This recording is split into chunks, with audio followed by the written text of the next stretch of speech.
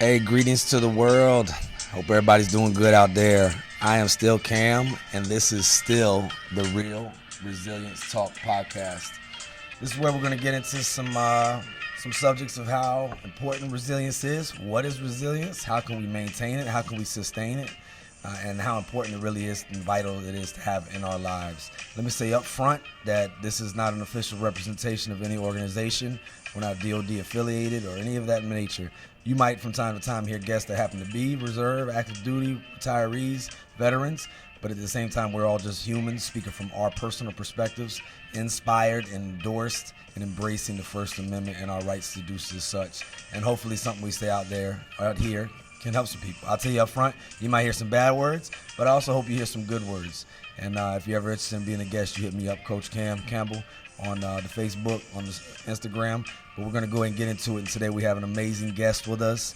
He's a very talented man who really tries to make a difference in this world. And he's a member of our team. And he is an accredited Dr. Dominick. Sir, how are you doing this morning? I'm doing well. I'm happy to be here, of course. Doing our thing, whether or not someone calls it God's work or right. The people's work or the team's effort. We always talk about being isolated and being alone, and I got this mentality, but it's a team. One thing that you may not know about me is that I love motorsports, and so especially motorcycle racing. But when it comes to car racing or any racing for that matter, at the end of the race, 3 people stand on the podium. Yeah. They're showering, bubbled water in front of each other. But there's a hospitality crew. Yeah. There's an engineer. There's a mechanic. That's right. There's a logistical person. There's supply. There's a tire guy. And yeah, unfortunately, that little podium has space for just one member of that team. That's true. But no, I even go down to the hospitality person because guess what? That person sitting in a car on a motorcycle for 2 hours. That's right. They needed to eat. Yeah. Someone had to fill out Camelback, kind of thing. And without it wouldn't happen. So it's big team, and it's all about knowing your teammates and trusting them. I love it. And that's one thing, y'all have heard me all say all too often on here is that one team, one fight. Like it or not, we're all we got, and it takes a village. And we're talking about individual resilience, but we're also talking about our collective resilience and how to build that up.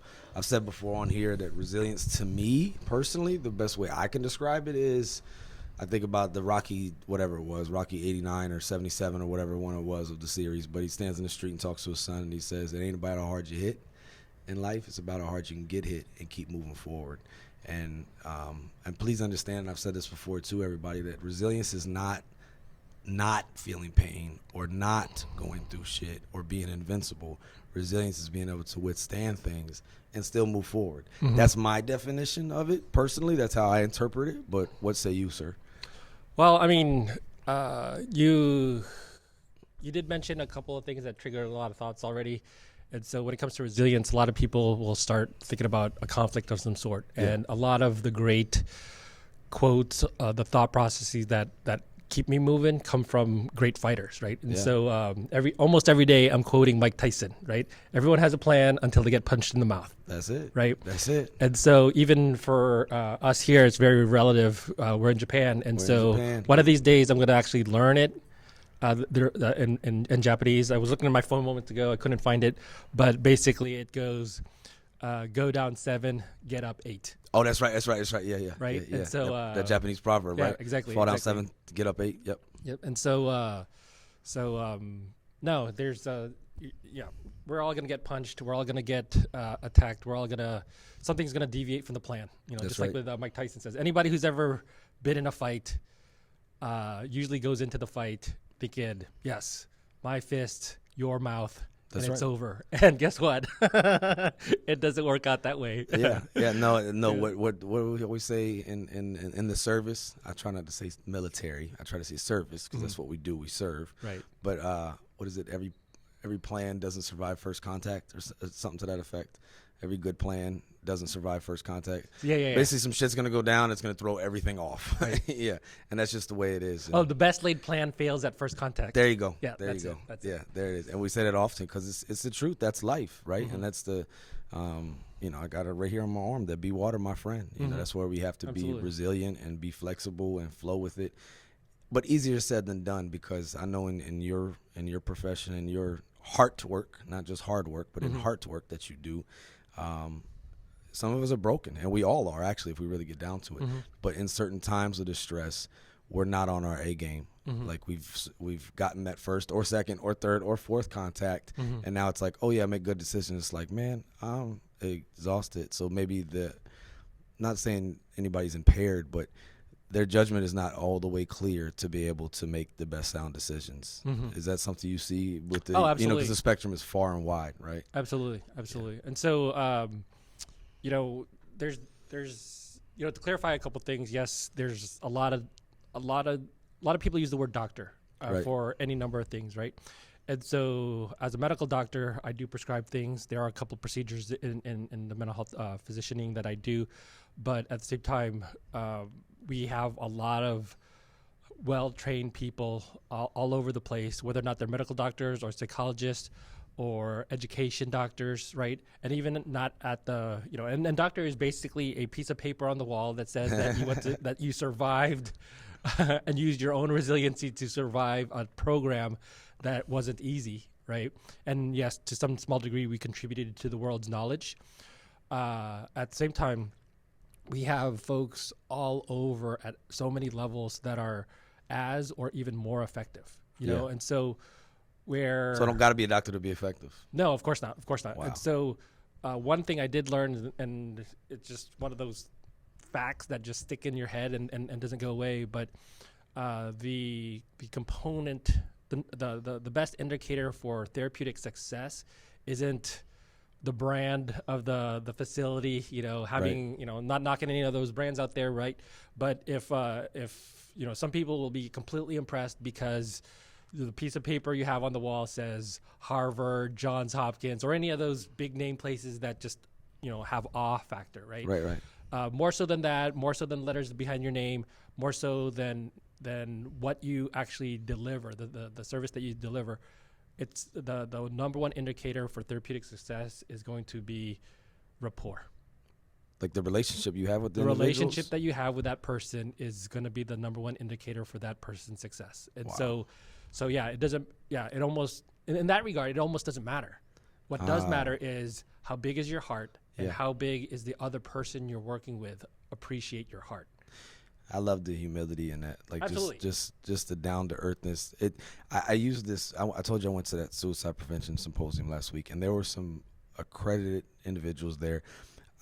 I've seen people that have almost drank themselves sober, like in one setting, like they drank for so long and like a day drunk that they just turned sober somehow, right? I know that's not recommended or anything like that, but it's an expression we use. I almost felt like some of these people were so educated that they became 100% down to earth and relatable. It's like they got to a certain point, like if I would not know them, like they had all these letters after their name, but if I saw them at any function or out on the street, I would not know that they were doctors. Not like they weren't educated or well spoken, but they didn't carry themselves like, I'm high and mighty and I'm a doctor. And it made such a difference in all the crucial, critical information they presented to everybody, but also how they presented themselves and how relatable they were, and that rapport. Just in a few days of knowing these people, it was like, wow, man, like we're not where we need to be, but we're headed in a good direction. We have good people that have, like you said, big hearts that genuinely care. And obviously, to get to the point where all of y'all are at with all of those letters, you had to sacrifice a whole lot to prove that you care. I'm sure there was some late nights and some. Right. Absolutely. Absolutely. Was that residency? Like literally y'all live somewhere. you're at work so much that Yasmani, my man Yasmani, we went to Iraq together in 2004 and 2005. We were lance corporals together. He was my corporal, actually. We went to boot camp together. And then he's a doctor now in the ER, and he was telling me about residency and just how crazy it was. Just literally, they call it residency because you fucking live there. Like, so my point there is like, y'all go through a lot of shit to get to this point of having these letters after your name, but also to be in the positions. And it was just very reassuring to now sit with you and hear your your heart of it and the heart work that you do, but also how you're down to earth and relatable as a human being and care about that rapport and care about the relationship, because it just makes such a difference. Yeah. No, I mean, there's I was talking about, being a physician and being a doctor, but when people come into my office first time, it's, and I do this publicly as well, but it's Dominick, first name, and then my last name. Yeah. And then after that, you've heard me say this plenty of times, I'm a husband and a dad. Yeah. And my side gig is blank, right? And I usually get a smirk for some senior people who've heard that. They're like, we're tip of the spear. We're blah, blah, blah, blah, blah. And clearly, if this is your side gig, then are you the right person for the team? Do you take it serious? Yeah, are you taking it seriously? Yeah. And so, but at the same time, I feel bad sometimes. I cliff noted almost every book I was supposed to read in high school. And now at middle age, it's like, I'm reading those books again. You said high school, so there's definitely statute of limitations, so we're all good right here, right? Yes. But either way, yes. I've become a more profound reader, and so instead of getting onto a device or a gaming platform or almost any other thing that could just kill time, no, I want to immerse myself. I sound like LeVar Burton reading Rainbow. It's like, oh, you could travel to any place in the world by opening a book. Just take a look. Exactly. And so now, by reading, there's so many things that you could learn. It's almost like watching your favorite movie for the 20th time. Yeah. And so for me, that might be like Predator 1, the first one, or it could be like any of the Back to the Futures or whatnot. It's like, oh man, I found an Easter egg, right? Yeah. But by reading, especially some of those classics, and they're classics for a reason, is because this gifted storyteller, whether or not it was Shakespeare or any of the literary greats, they were talking about the human condition. The human condition. Based off of what they knew at the time. And the thing about the human condition is that, yes, we're about to land on Mars. We've been on the moon. We have the world's information in our pocket by way of iPhone 25, whatever we're currently on, right? But humans are humans, and we've been this way for as long as we can remember, right? And so, things get more complicated, but at the core, at the heart of it is like, we still have these emotional things, and it's our emotionality that makes us human, and it's the emotionality that drives how we think and also what we do, and vice versa, right? And so, especially as I work to connect and build relationships, using what people know helps foster that, and so yes, somebody with a whole bunch of letters behind their name might have what I call like, the $20 word and the 50-pound brain was like, whoa, this guy's on. But you might, you might have that, but if you can't connect with another person, you're not relatable. And or you're just not approachable. And so yes. So how can you even be effective? Yeah, exactly. And so if you're too intimidating or you're too scary or that other person's too scary or unrelatable for whatever reason, then if all of a sudden the number one indicator for success is going to be rapport and you can't even get to that same page, it's going to be a tough story to negotiate. Maybe ineffective. Absolutely. Which, and I'm glad you said that, because unfortunately not all people with letters after their name, not all doctors, not to talk bad on the medical field. I mean, hell, you said it. Whether you're a bagger at the grocery store or you're the guy who works at the exchange or Walmart or you are a doctor, we all pretty much want and need the same things as human beings. Absolutely. But there are some that put a bad taste in people's mouths. Absolutely. Right? And I even talked to a chaplain yesterday on the show, and I feel like he's a good person. He's well-intentioned, but there's some that are in the same profession or represent the church or the cloth, and they don't do a good job. So it puts a bad taste in people's mouth. And I've heard of, and I'll be honest, it took me about 5 attempts for me personally to seek help, to get help. Like, whether I felt like I was checking the box or I was nexted, people with that 50-pound brain, $20 words, like I was like, this shit is not for me. It took a while until I found a doctor in California, and this was 17, 18 years into the service, and I was able to start it being effective. Now, of course, I was more open-minded about stuff. I wasn't as because there's a guard up. Could you speak to that a little bit? Like, obviously, how important it is for you to be open, but for us to be open too as the receiver of care. Because I'm not going to blame all of them. There were some barriers there, but I think it was on me too, and being closed-minded and going, oh man, I saw him one time and everything ain't fucking fixed. This is all shit, right? Yeah. No, going back to my analogy with motorsports, right? Yeah. Most Americans and it's human nature. We're tribal, right? And so being part of a team is almost ingrained, but at the same time, it's almost as though it's a foreign concept, despite it being ingrained. And so, I could work with almost anybody, a young person, middle-aged person, whatever, and a lot of people participated in a sport in some manner, or I was a band geek growing up, and so yes, I was in a band, right? But anyone who understands the sport concept, especially if they're struggling and alone, just to bring something that they know about, some degree of familiarity, and applying that system, that process into the challenge that they have, right? Yeah. And so, especially for our organization, we have a culture of fitness, and a lot of people who come into a place of a culture of fitness were likely to be fit and or athletic in some manner in their younger life, right? And I don't want to go on a tangent, but when it comes to a culture of fitness, it starts early, but somehow fitness and athleticism and sports is a thing for kids, and then you leave the home and you're an adult, and all of a sudden it's like you don't play no more. You don't play anymore, right? And so one of the tragedies is that, yes, there are plenty of parents and they have kids, and it's like, hey, you're going to be on the soccer team. And those parents are sitting in a lawn chair. Yeah.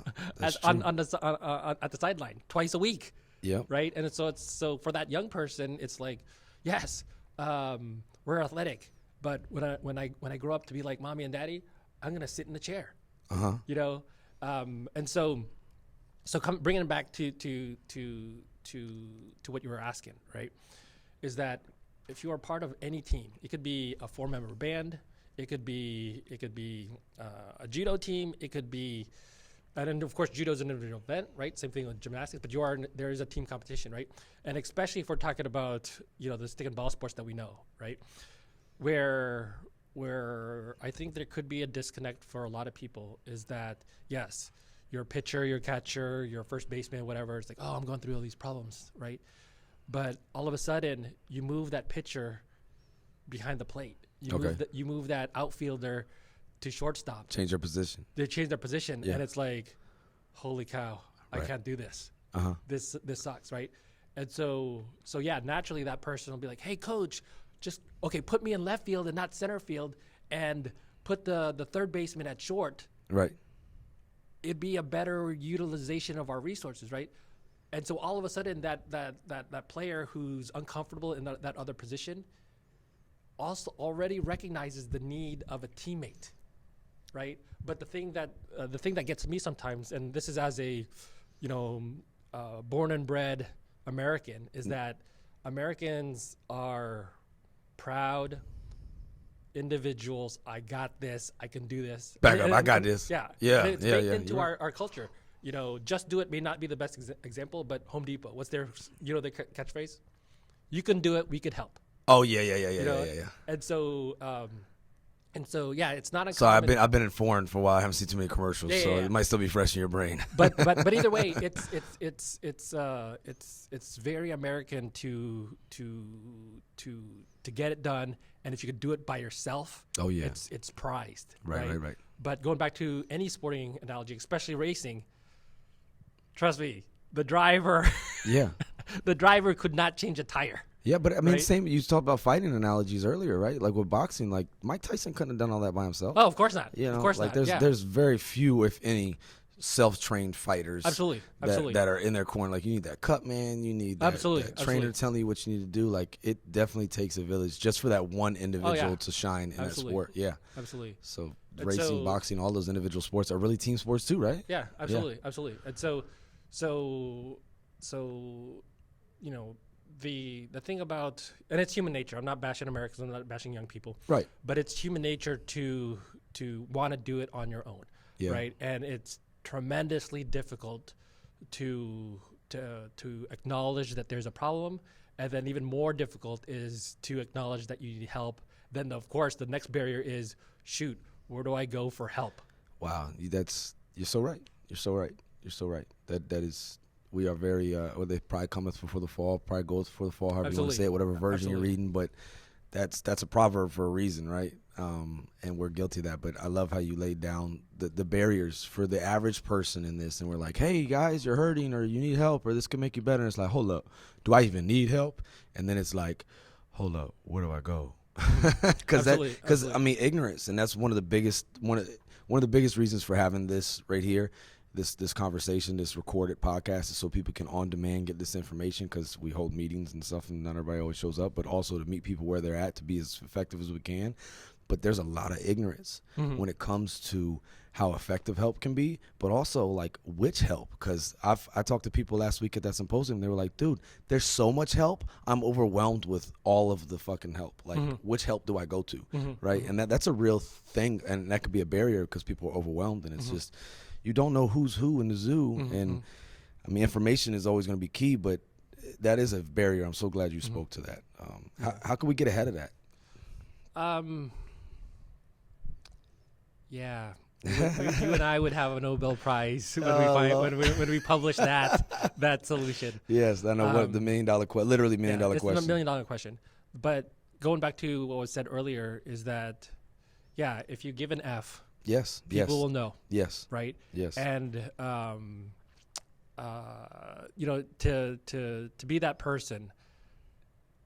As a relationship expert, right? I was telling you about how I introduced myself, right? It's Dominick and my last name and husband and dad stuff. Right? He always does this, folks. No matter, we do public speaking engagements at least once, twice, 3 times a month, and every time he says, "Hi, I'm a dad and a husband, and I also happen to." So he's not lying here. Exactly. My side gig. And my side gig is, and I'm like, hold on, that's not like primary. And it usually shows up on a skateboard, so it's really cool. So so it's I lost track of where I was going to go with this, but it goes back to, you know, relationships, right? Yes. So when people come to my office and I close the door, it's like, we are going to start an ideal relationship. Yeah. You know, one founded on all the basics, right? And it absolutely goes back to relationships. And in my opinion, the most fundamental piece, the necessary component to a relationship, is safety, right? And so, of course, most people, we were talking about fighters, right? Yeah. People think about physical safety. And, you know, as I'm joking around, it's like, hey, I am way too close to retirement that the likelihood of me hitting you. That's a good point. Yeah. Hitting you or hitting on you. I like making jokes, right? So it's like people say, oh, physical safety, right? It's like, okay, yeah, don't hit me. Good idea. Good idea, doc. Don't hit me. Right? It's like, yeah, I'm not going to hit you. It's like, I'm not going to hit on you either. Right? Because guess what? That's we're talking about emotional safety, the part that I care about most. Yeah. Right? And so emotional safety starts at creating a safe environment, right? That's right. So yeah, our chaplains, they talk about 100%. Yeah. Right? Confidentiality, they're not breaking the oath, they're blah, blah, blah. Whatever you say is going to stay between them two. Granted, of course, they have that uniqueness about them. And everyone else has some limit of confidentiality, right? But ultimately, we're all there to create an environment of safety, so that person who finally did reach out, make an effort to be in that space, to be with you, all of a sudden, as vulnerable as they are, if they don't feel emotionally safe, it's great that they showed up. But if they don't want to share, where they won't be effective for what they want to accomplish, and oftentimes they don't even know what they want to accomplish. Right? And so even if we're bringing this into resiliency, and especially when it comes to the worst part of a failed resiliency, which is a loss of life, is that most people who I interact with, if I'm the end of the line, right? If they've seen everyone else, and all of a sudden, oh, doc, holy cow, save us here, save him or her. But in my experience, most people, actually, I would say almost all people, because with less than 5 people in my whole career, I'm in my 20th year doing this, I've known less than 5 people where, and I've said this in front of them and so many other people. It's like, hey, on a scale of 1 to 10, 10 being you want to be dead now. I'll just turn around. Don't want my outfit to get messed up. Yeah. And here's the gun. Go do what you need to do. Or 1 being, yep, I'd never ever do it. Yeah. The 10s, less than 5 in my whole career. Wow. You know what I'm saying? Yeah. But at the same time, the question that I learned to ask is like, at the time of whatever, Yeah. drunkicidal or whatever you said or whatever people got scared about, at the time of the crisis, did you want to be dead? Yeah. Or did you want your mood to change? That's a big question to ask because most people just want to feel different. Yes, absolutely. They just want to feel absolutely, different. absolutely. I just don't want to feel like shit. I Absolutely. just don't want to feel alone. Absolutely. I'm tired of feeling like a burden. I'm tired of feeling Absolutely, like shit. absolutely. So going back to the safety thing, right? Yeah. You know, we all have different skills. We all have different talents, right? And, you know, yeah, and research has shown this, right? I don't want to get into research stuff, but it's, you know, our 6-inch thick Webster dictionary has like, I don't know, what, 50,000 words in it? I have no idea. There's a lot of English words, right? And lit just got added, so Yeah, and it gets added every day, right? and so we only use, I think the research just showed, we only use like maybe 10,000 words or less. Oh wow. Yet there's like so many more, Right, I right. mean, I'm not a thesaurus. I sucked at the ACT or Yeah. whatever, SAT, Yeah. right? And so to get into the psychobabble, and I'm probably gonna forget the word, and yeah, email me, text me, whatever. It's like, oh, doc, you totally messed that up. But I think the word is alexithymia. A meaning not, lex meaning not comprehension, but linguistic ability. Okay. And then thymia meaning mood, right? Okay. And so alexithymia is our inability to put into words our mood. Oh. So in essence, all of us who create a safe environment, along with a rapport, we're helping with expression for that person, for that other person. Okay. And so, so yeah, as you've come to know through all the programs that you interact with, right?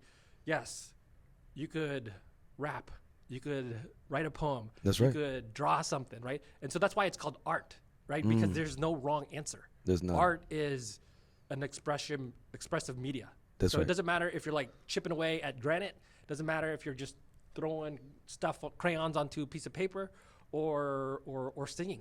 Yeah. Right? It's art. It's your expression because it's tough to put into words. That's true. Right? And That's so true. so yeah, even with what we do, that heart we're talking about, right? If time is the most precious commodity, Oh my Lord, it is. right? It's non-renewable. No, right? it's not. That's for sure. And That's it. so all of a sudden, if it's the most precious resource Yep. and you're giving your time to the aid of another human being, That's right. that sounds like the love language Yeah. to me. Yes. You know what I'm saying? And so yeah, I speak in context of relationships because most of us are starving for them. Even the people who are like don't want to be it, right? And you know, there's definitely here's a good clarification, right? A lot of people will say I'm antisocial, right? Anti means against, Yeah. right? And so if you're against social, which Yeah. actually antisocial means against society, Oh. right? And so yeah, if you find a unique pleasure in the suffering of others, antisocial, right? okay. And so, but at the same time, most people are like, I'm antisocial. I'm not going to that Mando fun event. Right, I right. just leave me the F What alone. what they mean in that is like, I Right. just don't want to be around people having right, small right. talk. Yeah. So the right term is asocial, which is not social. You right. heard that, folks? Asocial. So Asocial Stop is sounding not- like you want to see everybody suffer. Right, exactly. So you don't want to go to that birthday party because you want to see them all in flames. I didn't say all that. I didn't say all that. I didn't say all that. I just, I'm just Maybe that over. one dude, Steve, in the back. I don't really ain't a big fan of Steve, but other the rest of them, nah. I just Yeah, don't wanna yeah, hang out with exactly. And so even the people who are asocial, they don't want. They don't, they're introverts. They don't get their jam. They don't get energized Yeah. by being with other people, They and get that's tired okay. from it, right? Yeah, they get tired, right? And so even people who prefer to be alone, they still need the butcher, the baker, the candlestick maker. They just want to go engage them when they need a cake. Yeah, they don't have small talk. When there's weather out here. Yeah, They don't want that. Yeah, they don't want that. And so we inherently need people. We're all tribal, right? Did you hear that, folks? This is breaking news, everybody. I do this sometimes, breaking news, right? We all need people. So humans need humans.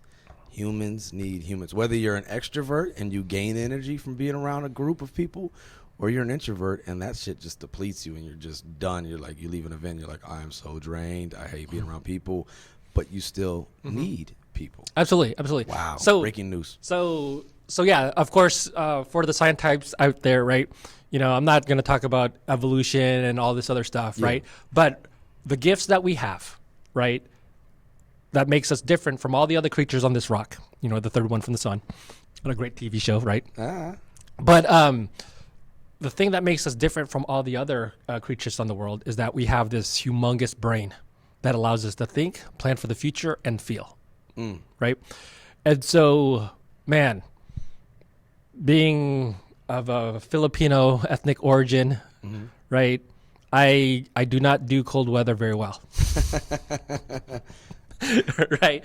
And so, not a fan. Yeah, I'm not a fan. Right. And so we're not covered in fur that sheds, every year. That's right. true. And so all of a sudden it's like, ooh, we better go figure out how to make clothes. Yeah. Right. Yeah. We don't have like humongous muscles. We don't have humongous claws. Right. Man, we better figure out tools. That's true. Right. And yeah. In addition to all that, we figured out fire. Yeah. No, we did. Yeah. Right. And so all of those gifts, all of those tools that we have, they're adaptations. They're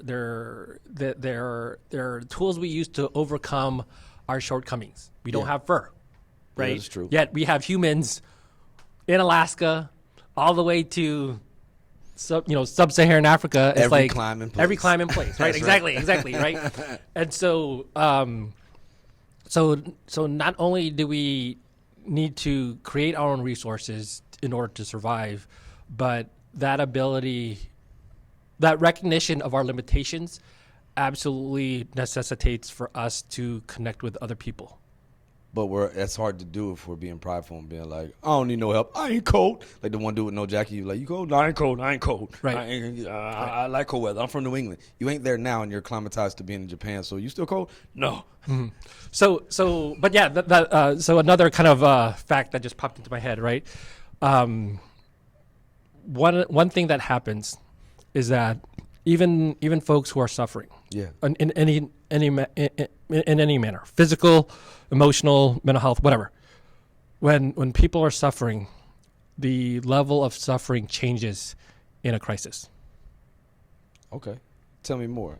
I'm thinking when you said crisis, I'm thinking like tragic events, like somebody who had a broke foot on the day of 9/11 when they were walking through Manhattan. What's going on? Is that a good analogy? Yeah, absolutely. That person on crutches on 9/11, right? They looked into the sky and they're like, what's happening? And the next thing you know, a whole cloud of dust was come to the ground. Right. That person on crutches was running. Y'all heard that. That's right. And I'm sure they were. I saw footage of people and I don't think they were all like fakers. No. Like they weren't malingerers. Right. In that moment, it was like, oh shit, survive. Yes, absolutely. And so people ask, and I ask this in my training as well. It's like, hey, what's the likelihood of that depressed person, blah, blah, that schizophrenic, that bipolar, whatever, to be blankety blank in the context of a crisis, a war, a flood, a famine, Can we even send this whatever. person to combat type Right, thing? yeah. Yeah. And then all of a sudden it's like the answer, the textbook answer that, that is just part of life and training, right? Training is different than life, as we know, That's right? true. In training, you get the lesson, then you get the test. In life, you get the test, then you learn the lesson. Ooh, that's good. It's not mine. I'm not claiming that to myself. I'm not claiming. So in practice, you get the lesson, then you get the test. In training. Okay, that's what education is, right? Right. But in life, you get the test. And then you're like, oh, what was the lesson? Correct. That's true. Correct. And so So yes, I learned this didactically. It's like, hey, the test question is going to be that person with any challenge. They're going to rise to the occasion to some degree. Yes. And whatever it is that their limitation might be, if we're going to use a 9/11 example, busted foot, crutches, they're going to run. Yeah. Yeah. Well, I definitely smell what you're stepping in and what picking up what you're laying down, that we are far more capable than we give ourselves credit for. Like, absolutely. We talked about him yesterday. I don't want to make this a whole shout out to this man, but like the Goggins types that do these ultra marathons, and they talk about tapping into that other area of the brain once it's through so much pain. Or you read about Admiral Stockdale and what he did, and Hanoi Hilton and what he went through, or Nelson Mandela and some of the others and Holocaust survivors and stuff that at the brink of so much and not being fed and being in cold Poland and different places like that, they still survived because that's what humans do. Yeah. Now, you mentioned all these. That was a lot to unpack. All these people. Sorry, that's a lot. No, you mentioned all these folks, right? And I'm sure it's part of my own pathology and recognizing that we're not perfect, or I'm not perfect, right? But there are another number of great humans out there who have the gift of communication, writing, media, whatever they do, right? And so Viktor Frankl, right? Man's Search for Meaning. Man's Search for Meaning, right? Goggins has a book out, That's right? You got two now. Yeah. And then you mentioned Stockdale. There are a lot of accounts, right? And where I sometimes feel guilty, and like I said, it's probably part of my own challenges, is that there's a thing called caregiver burnout, caregiver stress. Okay. Right. And along those lines, there's another term called vicarious trauma. Yes. Right. Yes. And so to help everyone connect with what I'm saying here is that as I sit, every 15 to 30 to 1 hour at a time with patients for 8 hours a day for now 20 years, right? Yes. I have never been violated by another human being. Right. I've never been in the same room with someone who wanted to kill me. Right. But at the same time, hearing those accounts every 15 to 30 minutes, all day long, does something to somebody. Right. Without a doubt. And so as a defense for myself, I joke about everything. Yeah. You can't take things too seriously. Amen. And we need to find the silver lining. We need to find the meaning to these events in our lives, right? And so I have a copy of Dr. Frankl's book. Yeah, I still haven't read it, right? And I should. And I even quote him because there's so much content out of his book. There's even a whole branch of psychiatry that he founded. And logos therapy. I did read, yes, exactly, right. And so I even was reading through Goggins' book, right? I mean, who wouldn't read a book about someone in your branch of service, who's awe-inspiring, right? But I wouldn't say I got far, but I probably got to like maybe the third or fourth chapter. He's talking about his upbringing and all that good stuff and whatnot. And I was like, it's kind of deep. It's kind of heavy, And so it's like, 'cause you get that every day. Yeah, right? exactly. Yeah. And so I have read a couple of books. One book that I do recommend for people in the business is that Body Keeps the Score. The Body Keeps, man. I now I have to read it because somebody at the symposium said it last week, right? It's heavy though. My little sister's in social work. Yeah. And she keeps on screenshotting it and sending it to me. It's heavy though, because I mean, the thing is like for our gifts, our talents, and our capacity for love and connection and heart. On the flip side, the yin and the yang of this is that yes, there's someone on the clear opposite end, and they're committed to their mission with the same passion and intensity that we might be. It's just that they're not. Yeah, maybe they're antisocial, or they're anti the rights and wishes and consent of other people. You know what I'm saying? And so. Yeah. So Body Keeps the Score is a good book. it definitely changed how I do things. As far as like maybe how deep you go into it, Mm-hmm. like because I know I can't imagine the line of work. I'm more of like a fixer. Someone called it last week, where we put people in touch with other people. I get A broker.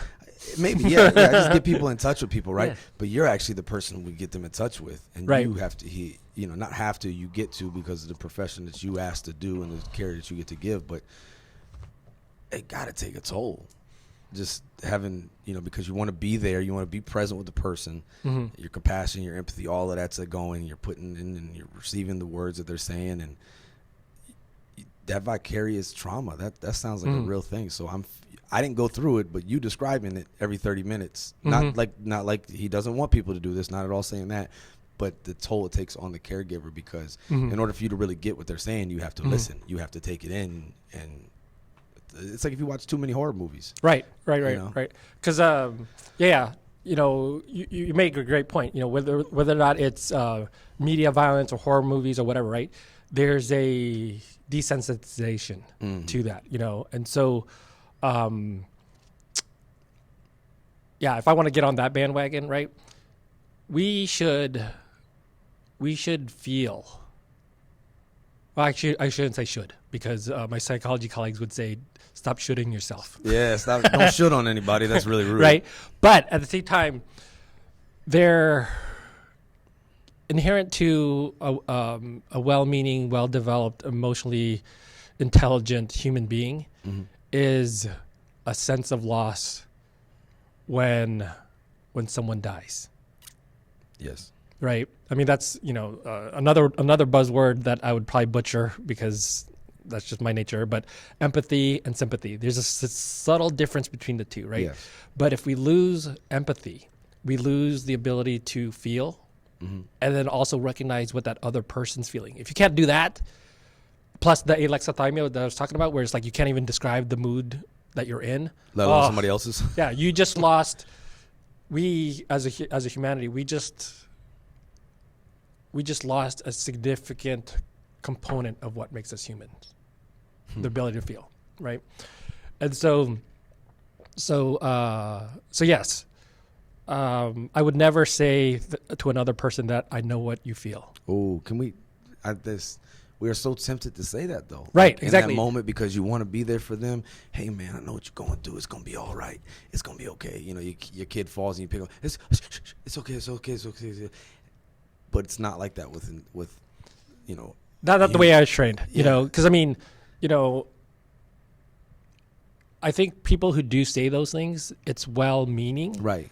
But to the listener, to that person who's suffering, it's like, you're not the one with kids. Yeah. You're not the single mom. Yeah. You're not the one where whatever, right? Yeah. And so to be able to connect with them, to have that understanding of what they're going through, and absolutely not telling them what they're feeling. Holy cow! If there's one thing that we own that no one else can take from us, they could take our clothes, they could take our livelihood, they could take our money, but how we feel is so ours. That's just you. And if someone tells you what you're feeling, no. Man. Oh no. Oh hell no. It's automatic resentment. Yeah, exactly. Even if they're right. Correct. Exactly. It's like they could be somewhere in the ballpark. Yeah. Like, feeling is so individual that, and so nuanced that yes, we all feel.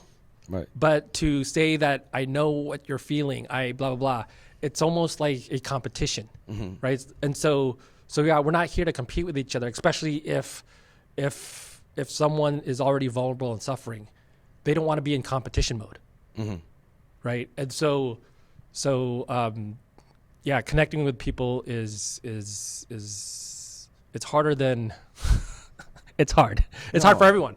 It's hard for myself, and of course, just in nature to how we are, the uniqueness that makes us unique, regardless of race, creed, hair color, height, weight, whatever, right? We're all so unique, but as we're tribal, we try to find as many connections as possible, so that we do feel safe, and going back to that word safe, it's a 4-letter word, right? And it's a rare place to be.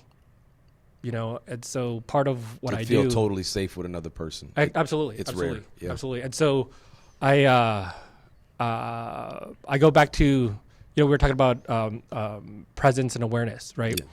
Yeah. I practice gratitude in so many ways, and especially when someone's with me. My own selfish ego is like, how many people have you told this?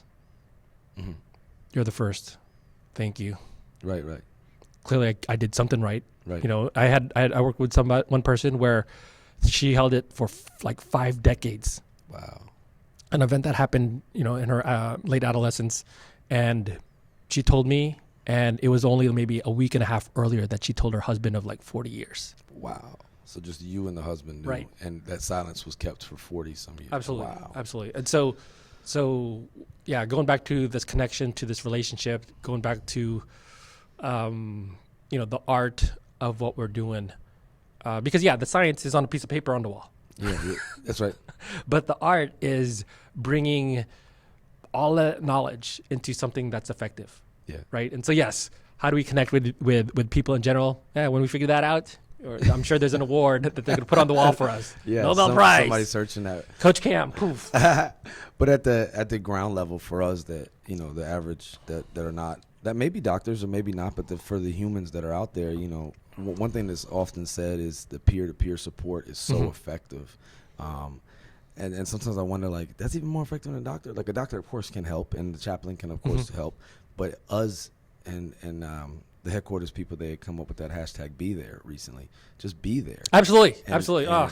For all of us at our own ground levels, we could sit here and we could point fingers at the hospitals, we could point fingers at doctors, the system, whatever it may be, the thems and the theys of the world. But as far as for us and what we can own in our sphere of influence, being there for each other, they say it's most effective. Right. So I've never heard this before, but I love that exists. Yeah, maybe later today I'll be like, hashtag Be There, see what shows up, right? Yeah. But for all the listeners out there, it's like, okay, be there. What the hell? What the fuck? How do I do that, right? Yeah. And here's where I come in, right? And this is where I come in with something that isn't new, right? Something that you heard of, and probably something that you said, that's bullshit, doc. Yeah. How's this kumbaya shit's going to do anything, right? Yeah. But I'm a big proponent for mindfulness. I'm a big proponent for being there, because mindfulness, the definition of mindfulness is being aware, present, which is another way of saying being there, right? And non-judgmental, right? And so that sounds like safe. Right, exactly. Yeah, exactly. That is the essence of safe, is not being judgmental. And so when I'm working with someone and saying, hey, let's do a breathing exercise, right? And I've done them publicly. You've been there, right? Right. Yes, and so honestly, for any organization, man, if we could pull something from our religious leaders, right? Yeah. They start everything with a prayer. That's true. Right. That turns off a lot of people. It's like, that's not my faith. That's not my thing. That's not whatever. But at the essence of what I think prayer is, or whatever it is, the tradition in your discipline is, it's a way to be there. That's true. It's a way to think outside of yourself, or even not think at all. And then all of a sudden you're there, right? And so when I help people to be there, and for all the listeners out there, here's how I think one way for being there could develop, right? And just like with physical health and physical fitness, right? We need more than one set, more than one rep. More than one workout, folks, is going to get you in shape. So I go one time to one jazzercise class. Yes, and you'll be able to do 20 pull-ups. Y'all heard that? That's probably not going to happen. So no, of course not. One time going to see the doctor. One and done is not going to do it. Yeah. Right. So here's how I get my reps, right? And it's how I coach other people on how getting their reps, right? And so breathing exercises. I could imagine if I said that at day one at boot camp. Mm-hmm. We're going to do breathing exercises. Oh, man. Like 8 recruits fall out. Yeah.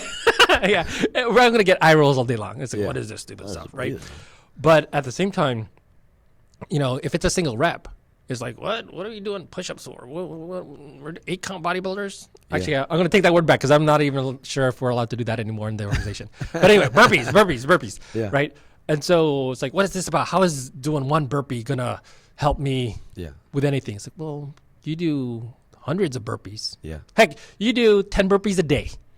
Yeah. We know somebody who does a pull-up every time they walk into their office. That's true. Holy cow. Every time. For his age? Yes, he does. For any age, actually. I'm not going to discriminate. I'm not going to do ageism here. For any age. Yeah, it's pretty impressive. You walk in the room, pull up. It's like, holy cow. Every hour on the hour, this gentleman that we're referencing does like, I think 15 or 20 push-ups and then does so many pull-ups. Every hour, on the hour, every day. That also breaks up his day. Absolutely, and absolutely. But it also gets the blood flowing and all. There's some benefits to absolutely. it. And the man came out much older than I and ran a 290-something PFT. So, I mean, we talk about leadership by example. I mean, there it is. Absolutely. It adds up. It adds up. So coming back to hashtag be there, right? Yeah. Breathing, right? We have to breathe. Just like we kind of have to eat, right? And so through a breathing exercise, and there's almost, I don't know how many there are. There are a whole bunch. I have my favorites, right? But, and you could Google, go to YouTube, find one. But through a breathing exercise, right, especially when you're present, aware, and not judgmental, then you can, within 30 to 90 seconds, wipe out the RAM, right? Not think about anything. And you've gifted yourself 90 seconds of not having to think. Okay. Otherwise, guess what the gift of our brain does all the time? Absolutely. Yeah. And so yeah, if you could do a breathing exercise, and we're gonna suck in the first probably 10,000 exercises. Right. You can imagine what first time you did a burpee, it was whoa, is he okay? Yeah. It's like, you do your first burpee and it's like, did I do it right? What was that? And then of course, even if you jump to the air and land, it's like, that didn't whoa, what's that? You can't see me here, but I'm bobbing and weaving or whatever, right? Yesterday, baby's trying to walk. Exactly. Man, exactly. So How funny. many times did a baby fall? Oh my God! Right at 11 months, big head, and they just lean. Exactly. And so you do any mindfulness exercise, and it doesn't have to be a breathing exercise, right? But you do any of them with a regularity that's part of your lifestyle, right? Yeah. Your culture of mental and spiritual wellness, right? Then the natural ability to be with another person is baked in. So you doing that alone will help you then be with another human. Absolutely. Wow, that's deep. Absolutely, because hashtag be there. If I did want to bash Americans, maybe I'm just bashing males, right? Right. We have an inherent need to fix something. I'm guilty. We all are. We all are, right? And so for that person who's vulnerable, who's seeking help from you specifically, who's isolated and alone, and you're just in the room paying attention to them and nothing else. Yeah. Not trying to fix it. And absolutely not trying to fix it. Yeah. Well, you just need to find a person who values you. You just need a babysitter. You just need ... You just need a pill. Yeah. No, I need for you to shut up and be there for me. That's true. I'm guilty. There's Mrs. Campbell's out there going, you should listen to the doctor now. Just listen, motherfucker. I don't need all that. I just need to listen. Just listen. Yeah. She's probably saying that right now. So to use a military term, the commander-in-chief sink home, right? Yeah. Reference to the wife. She said to me, when can I be your patient? Ooh. So that you could pay attention to me? Ooh. Oh, yeah. That's a stab in the heart. Yeah, that's a stab in the heart. I've heard, you're trying to help all these other people. What about what about me? I'm like, oh, Lord.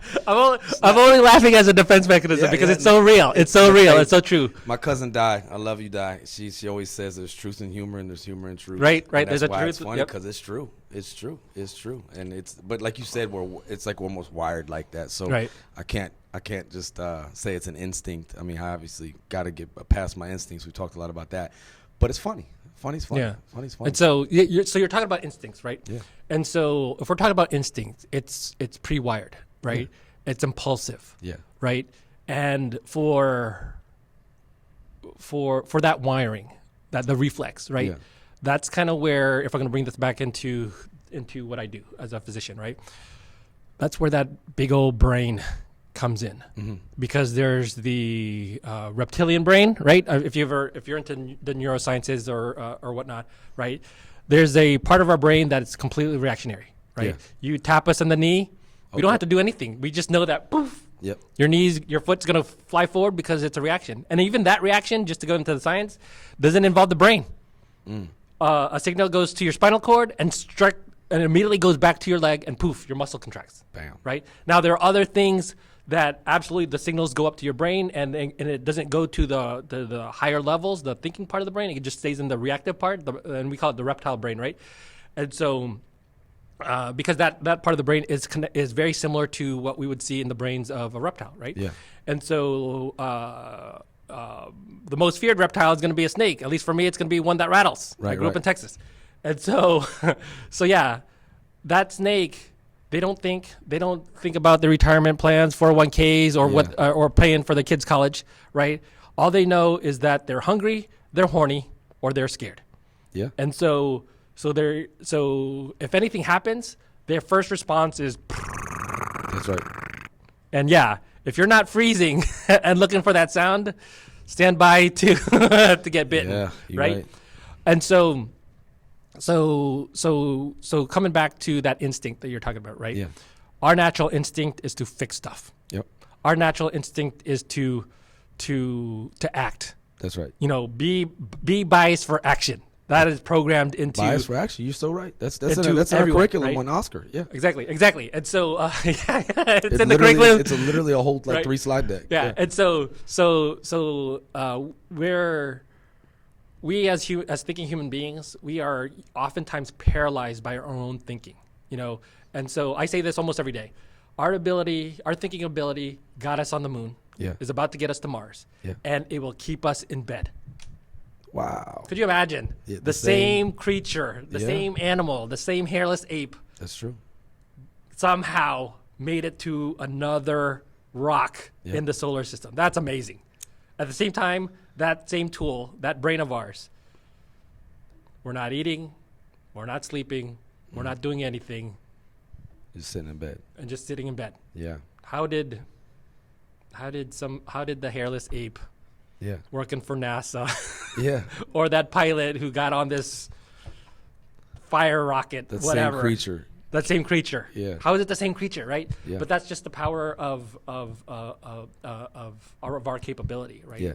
That strength that we have, and we don't have fur. That's true. Right? We don't have claws. No. But yeah. So hashtag be there, right? Yes. Don't fix it. Right? Don't fix it in that moment because we're still trying to figure stuff out, right? Yes. For all those active duty members, especially in the naval services, and you're working on your knowledge, right? Yes. There's the OODA loop. OODA loop. Boyd, right? Right. Yeah. Right. And so the observe, orient, That's right. decide, and act. That's right. And so my way of connecting with people is just to use what they know. Whether or not it's like, hey, you know about sports? Oh, if they tell me they love sports, they're into football, or if they're into racing, oh man, we're going to talk about cars and motorcycles forever. But going into that, it's it allows me to use what they already know, what they're familiar with, and then just reframe, which is a psychobabble buzzword, right? But it allows me to use their knowledge, what their current level of understanding of the world, and plug in their challenge and their solution. But you got to see where they're coming from first. That's Absolutely. That's what an OODA loop observe orient. Absolutely. And so yeah, when it comes to connecting with another person, man, we're already in the action. Yes. OODA. Yes. You're already in the A. What are you doing? It's true. Did you even observe? That's true. That's true. Did you orient at all? Yes. So yeah. Yeah. No. So yeah, hashtag be there. Just be there, observe, orient. Yeah. And for the fixers, are like, for me, I do the suicide prevention, and you want to give people the resources, but you're like listening, and you're like, okay, I need to put them in touch with something, someone, something. But you said it right here. A doctor, everyone, is saying be there. And I was just looking up on the phone. I hate doing that, so forgive me for that. But I was trying to pull up. It's 1 minute and 33 seconds. And I always say, everybody listen to this video. But I'm like, why don't I just play it? Mm-hmm. But Rear Admiral Cash, the chaplain of the Marine Corps, this last month, I'm going to play the video, and I'll put it up to the speaker so you can hear it. But listen to the chaplain of the Marine Corps. This is the guy who, you know, some of the chaplains last week at the symposium, they said, we try to be around all the time like how ours is. You know, Chaps, he comes out to everything that we do. Like, he's just Chaps. Like, I'm not religious, but some of my better friends and confidants on this base are chaplains, right? Mm-hmm. And because one thing they said, one of the gentlemen said, was that we don't want to be the Grim Reaper that you only see us during the bad times, right? So it's like, oh, Chaps is here, some shit happened, right? Mm-hmm. Of course you're going to see him then, but you should also see him or her at all these other things. So shout out to the chaplains who are doing that and being out there and not being a Grim Reaper. But I'm going to play what the boss chaplain of the United States Marine Corps, Rear Admiral Cash, said recently, and it's all on the subject of Mental Health Awareness Month, which was last month in May, but he talks about the be there. I think a lot of the things that keep people from going to seek help are you know, the fear that I'm going to actually have to address this and you know, with someone else. If I feel like I have done something wrong and I can't seem to get past that, it's not being acknowledged or not being addressed or not being righted, or there's no closure, you know, I could go into a very difficult place. Moral injury is really a sense of betraying what is right. I have somehow betrayed a moral code.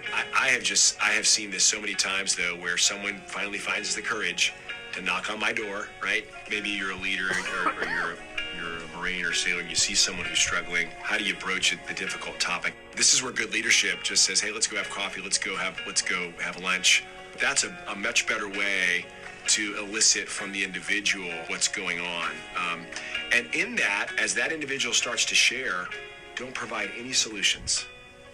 Simply empathically listen. I would say it'll almost always go better than you think. If you are wrestling with a traumatic event, that's a signal that you actually want to talk about it. Your humanity is wanting to share this with somebody to get help. If there's not a chaplain, it could be a friend or a mental health provider. But I would say to you, if the thoughts are there, that should be an invitation to you to go talk to somebody. That's it. I mean, what say you about that, sir? Because that was just 1 minute and 33 seconds, but it was basically the right, of what I talked to with the chaps at Eric yesterday, and then now with Doc Dominick, hashtag be there, right? Yeah. No, I mean, yeah, this isn't the admire Admiral Cash hour. No, but, of course man, not. No, definitely not trying to. We could have another podcast on how I feel about that guy. Yeah, no, you know, amazing, and so. But yeah, definitely not trying to be yes men over here, because we're not those types. What's that in Bambi? If you got something, don't say nothing unless you got something nice to say, right? Yeah. So that's why we're talking about him, because in this sense, like, this is a very crucial subject. But I know I've seen his writings, and I know you've spoken on it. But then just that minute and 33 second clip. You know, yeah, I thought it was 34. I've been misquoting the time. No, I mean, we talked about so many things today. We talked about connecting with people, humility, teamwork, and of course, I brought up the importance of rapport, right, relationships, right. And so, the reason why I'm so tight with the religious ministry team, and honestly, yeah, going back to Admiral Cash, he knows me by first name. What? Yeah. What? Honestly, he's like, "Hey, Dominick."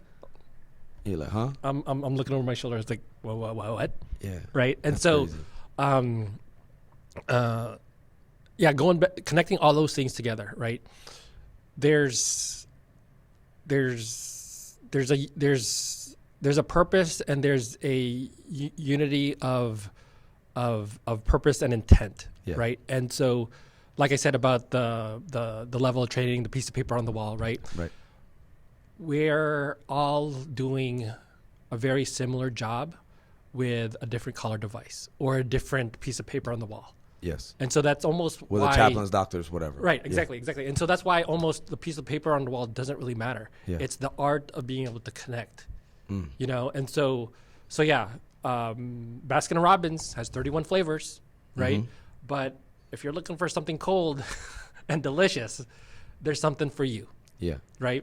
And so the thing that we have going here, or in a lot of places in all the corners of the world, is that